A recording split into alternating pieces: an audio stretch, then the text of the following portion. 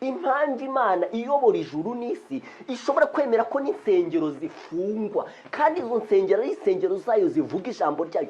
Imana irashaka gusunikira buri muntu wese ahantu ho gukorana n'Imana kwe ku giti cye. Ariko ikintu kibabaje, abantu kubera ko ubukristo bwabo babushingiye mu bintu by'amagurupe, kubera ko ubukristo bwabo babushingiye mu bintu by'amatsinda, mu gihe Imana ibasunikira ku kuba bonyine no gushaka Imana bonyine no kugenza ubukristo bwabo bonyine, abantu bariyeranja uwo murongo bakanga kuwinjiramo kugeza ubwo bakoresha n'inzira zidashoboka ariko bagakora amatsinda. Birababaje cyane. Bimeze nka bya bindi Imana yatabuye umwenda mu gihe cy'Abayuda, ariko abantu bakongera bakiyeranja bakawudodaga, ariko gahunda bari barimo zikomeza. Uyu munsi abantu baba barimo bahamagara abantu bati twabakereye gurupe, none turimo turakorera amateraniro kuri Zoom, abandi bayakorera ku zindi mbuga za interinete zitandukanye. Ariko ikintu cyo kuba umuntu Imana yamubona ku giti cye kizagerwaho gute bene data bashiki banjye? None se ko ubufasha Imana izabuguha ku giti cyawe, ko buzashingira mu buryo ukeneye Imana ku giti cyawe? Ninde wakubwiye yuko ubukene bwawe ari bwo gurupe urimo mufatanye? Bamwe mu bakora ayo magurupe bayafitemo inyungu runaka, hari ibintu badashaka ko bihagarara. Ariko we muvandimwe ushaka agakiza, Imana iragushaka ku giti cyawe. Ndaguhendahenda mu izina rya Yesu nkwinginga kugira ngo ushake ibintu byawe ku giti cyawe. Kandi mu gitabo cyitwa Intambara Ikomeye kuri page 285 havuga iby'abakobwa b'abapfu. Baravuze ngo bari barashingiye kwizera kwabo ku kwa bagenzi babo. Ubu ndajya mbabwire ko hari abantu babona ibintu bya gurupe bishyushye bagahita bumva ni ikimenyetso cy'uko umwuka hari, bagahita bumva ni ikimenyetso cy'uko bazajya mu ijuru.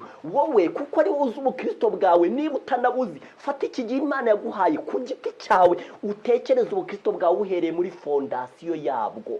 Ku giti cyawe ubugeze ahantu wumva uvuga uti nabonye ibi, nkeneye ibi, maze ukoresha iki gihe kugira ngo ibyo bintu nabyo ubisabe Imana izabiguha. Ubu ndababwira birababaje cyane, birababaje. Ubu buri korali yose irimo irakereya gurupe, ubu buri torero ryose ririmo rirakereya gurupe. N'amatorero yo muri Amerika arimo arahamagara abantu ati twakoze gurupe nimuze mutwigishe. Mbese mavandimwe, ko Imana ishaka kukubona ku giti cyawe izakubona ite? Ko Imana igerageza n'ingorane n'imbogamizi byari biriho byatumaga itakubona ibigukuriraho, ariko ko nawe bigaragara ko urimo utera imigeri ngo umurongo Imana igusunikira mutawujyamo, mbese Imana izagukorera iki bavandimwe?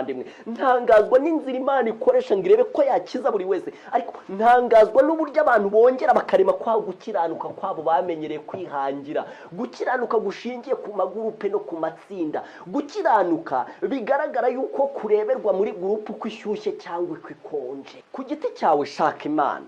Kandi ibi bihe ndi kugusomera hano byo gusenga, by'uburyo abantu bakora ibintu biri jugujugu, ndagira ngo nkubwire ko Imana irashaka kugutegurira ibintu bitarimo za porogaramu nyinshi, aho usabana n'Imana udafite jugujugu, akazi kataguhamagara, ibintu byo ku rusengero runaka bitaguhamagara. Imana yagukuriye ibintu byose mu nzira ngo ikubone. Mbese wakwemerera arika ry'Umwuka Wera maze ibintu urimo ukereya byo kurwanya gukiranuka kw'Imana no guhanga gukiranuka kwawe ukabihagarika?